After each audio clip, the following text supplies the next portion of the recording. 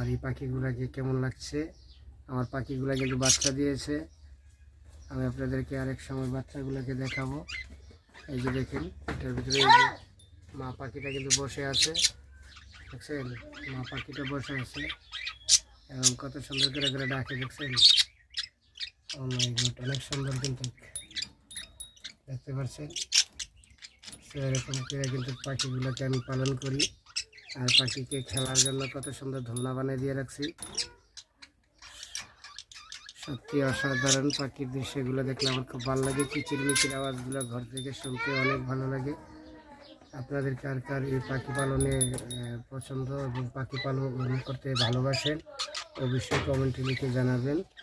তো আমি আপনাকে আরেকটি ব্লগ ভিডিওতে দেখাবো আমার এই পাখির বাচ্চাগুলা কত বড় হয়েছে। সো অবশ্যই আমাদের এই পেজটাকে, চ্যানেলটাকে ফলো করে রাখবেন।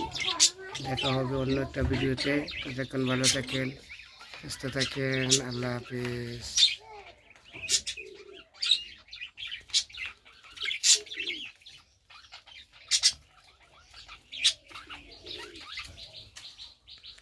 দেখতে পাচ্ছেন, এই দিন আমার পাখির বাসা, পুরোটা বাসা দেখেন।